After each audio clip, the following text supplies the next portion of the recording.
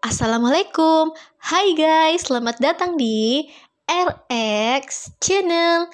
Nah, kali ini kami akan membahas tentang penyakit glaukoma. Yuk, simak lebih lanjut.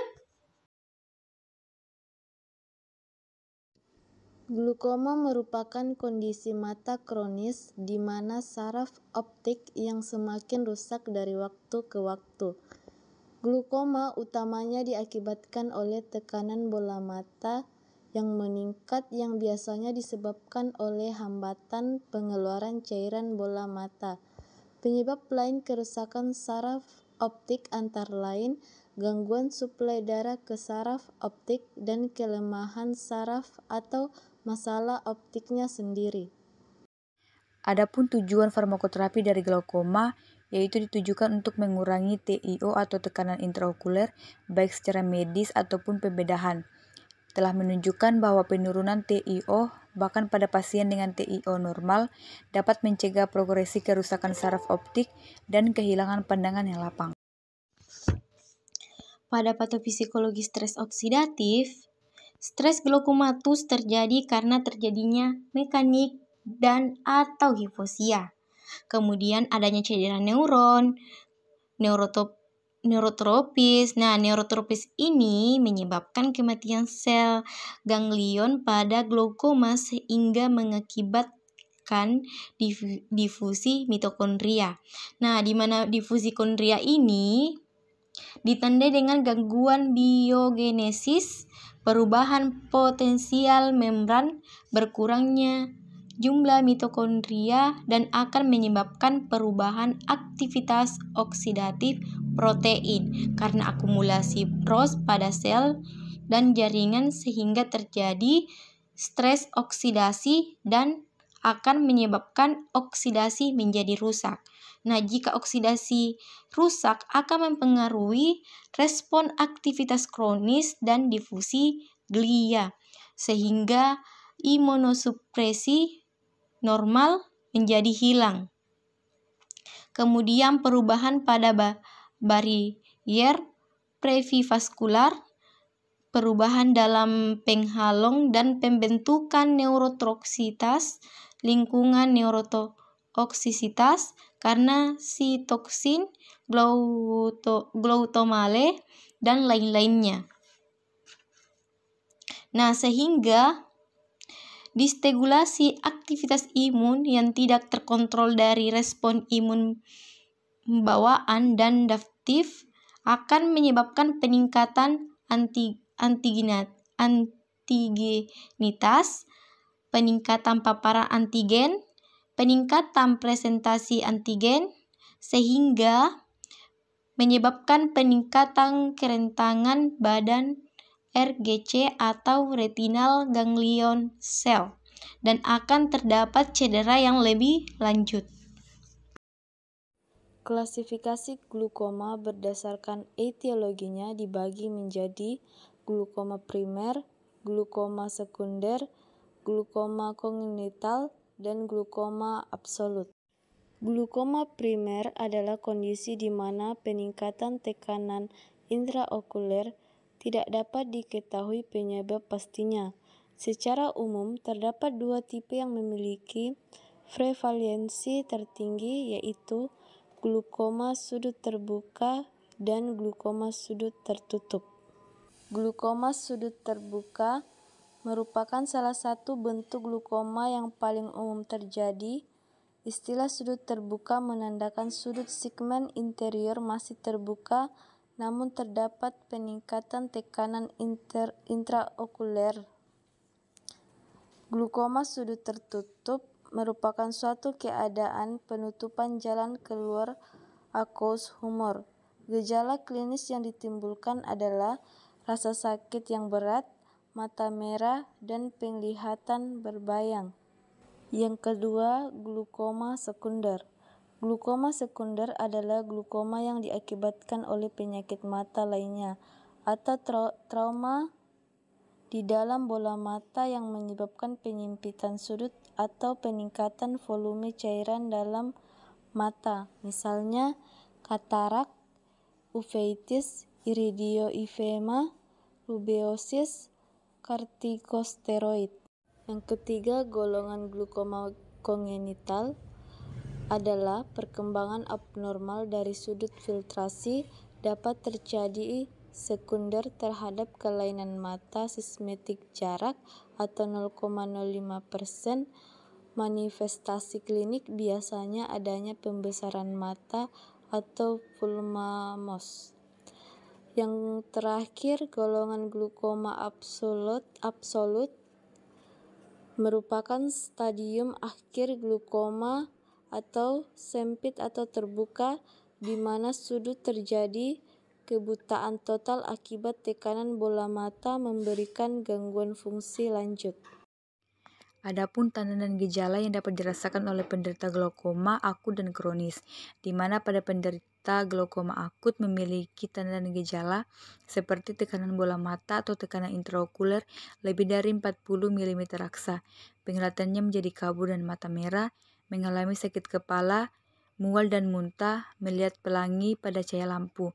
Adapun penyakit kronis pada glaukoma memiliki tanda dan gejala seperti mata tenang atau tanpa gejala sampai saraf mata rusak berat, terdapat tunnel vision atau penglihatannya menyempit seperti melihat dalam lorong, merasa tidak nyeri kepala atau mata, dan tidak ada mual muntah, serta tekanan bola mata menetap antara 20-30 mm raksa.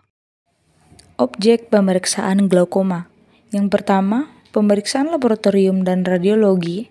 Tidak ada gangguan jantung, paru, dan problem kardiovaskuler, serta tidak mempunyai gangguan stroke atau anemia. Yang kedua, pemeriksaan fisik. Berat badan 65 kg, tinggi badan 170 cm, vital check 70, pernafasan 18, kecepatan nadi 70. Yang ketiga itu pemeriksaan mata. Aktivitas visual oculus dexter atau mata kanan, hand motion pada jarak 3 cm dengan koreksi spektakles. Sedangkan oculus sinister atau mata kiri 20-30. Tekanan intraokuler oculus dexter 14 mmHg, oculus sinister 20 mmHg. Pemeriksaan vitreous bersih. Farmakologi. Yang pertama, golongan agonis prostaglandin. Dengan mekanisme menurunkan tekanan intraokuler dengan meningkatkan aliran aqueous humor. Contoh obat seperti latenopros. Yang kedua, beta blocker. Mekanisme kerja mengurangi tekanan intraokular mungkin dengan mengurangi laju produksi cairan di mata. Beta blocker yang digunakan sebagai sediaan mata topikal termasuk betasoklol, carteolol, levobunolol, dan timolol. Yang ketiga, agonis alpha-2 adrenokeptor selektif. Mekanisme kerja menurunkan tekanan intraokuler bawah dengan menekan produksi aqueous humor dan meningkatkan pengeluarannya. Contoh obat brimonidine.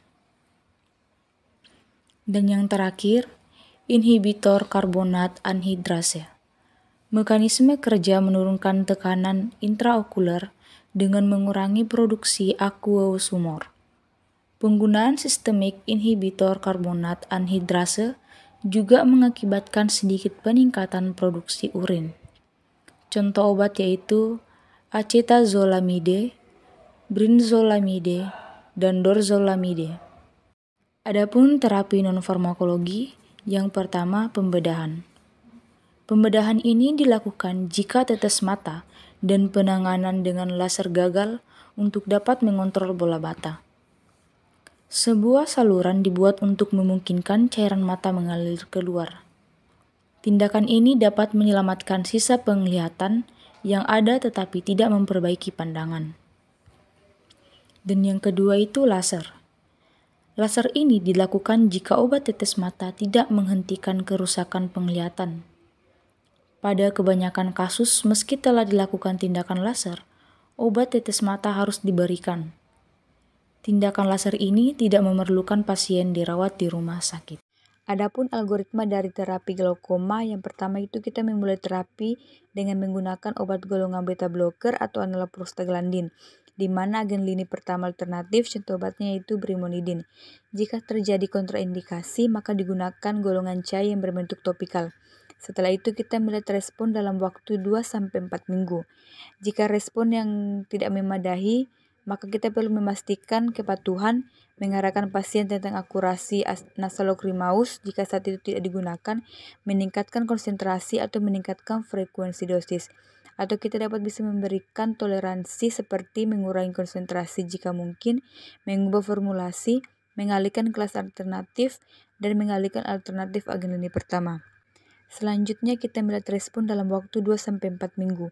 Jika ada respon yang tidak memadai untuk terapi tunggal, maka kita perlu memastikan kepatuhan, mencoba alternatif topikal lini pertama berurutan, atau kita dapat memberikan toleransi seperti mengurangi dosis atau konsentrasi, mengubah formulasi, mengubah kelas alternatif, dan mengubah alternatif kombinasi. Selanjutnya kita kembali melihat nilai respon dalam waktu 2-4 minggu. Jika ada respon yang tidak memadai untuk lini pertama dan lini kedua kombinasi terapi topikal, maka kita perlu memastikan kepatuhan, mempertimbangkan untuk menambahkan agent direct action cholinergic atau lini keempat, mempertimbangkan untuk menambahkan carbonic anhydrase inhibitor oral di tempat topikal carbonic anhydrase inhibitor, dan terapi multipil topikal ditambah carbonic anhydrase inhibitor oral mungkin diperlukan, atau kita dapat memberikan intoleransi seperti mengurangi dosis atau konsentrasi, mengubah formulasi, mengubah ke kelas alternatif, dan mengubah kombinasi alternatif. Selanjutnya kita melihat respon kembali dalam waktu 2-4 minggu. Jika toleransi atau respon tidak memadai untuk memaksimalkan toleransi kombinasi terapi obat, maka kita perlu melakukan prosedur laser atau bedah. Obat latanoprost memiliki beberapa efek samping, yaitu mata kering, gatal, peningkatan pigmentasi iris, kerak di tepi kelopak mata. Interaksi obat latanoprost sebagai berikut. Yang pertama, mengubah cara kerja obat. Yang kedua, meningkatkan risiko efek samping yang serius. Yang ketiga, herpes simplex. Yang keempat, gangguan pernapasan. Yang kelima, edema makula, uveitis, penyakit ginjal atau hati. Pada penyakit glaukoma, tentu saja ada obat yang direkomendasikan dan ada yang dikontraindikasikan terkhusus untuk ibu hamil. Nah, untuk rekomendasi pada ibu hamil, berarti obat yang telah disetujui dan aman untuk ibu hamil, contohnya brimonidin. Brimonidin ini tersedia dalam bentuk sediaan tetes mata yang umumnya merupakan obat lini pertama yang lebih disukai pada trimester pertama, kedua, dan awal trimester ketiga. Pada akhir trimester ketiga, brimonidin harus dihentikan karena dapat menyebabkan depresi sistem saraf pusat pada bayi baru lahir. Selanjutnya, obat yang dikontraindikasikan pada ibu hamil, yang berarti obat ini tidak diperbolehkan dikonsumsi oleh ibu hamil maupun ibu menyusui. Contohnya, pilokarpin. Dan ternyata, obat ini juga dikontraindikasikan terhadap penyakit radang akut pada segmen mata anterior. Berikutnya adalah obat-obat glaukoma yang termasuk dalam monitoring ginjal dan hati, yaitu yang pertama, latanoprost. Latanoprost ini merupakan golongan dari prostaglandin. Yang kedua, bromonidin. Bromonidin ini golongan dari agonis alpha-2 adrenoseptor reseptif. Dan ketiga, berzolamid dan acetolamid merupakan golongan dari inhibitor karbonat anhidrase. Sekian dari video kami, semoga bermanfaat. Sebelum itu, jangan lupa subscribe, like, comment, and share. Dan jangan lupa aktifkan notifikasi loncengnya supaya kalian tidak ketinggalan video-video selanjutnya. Dah!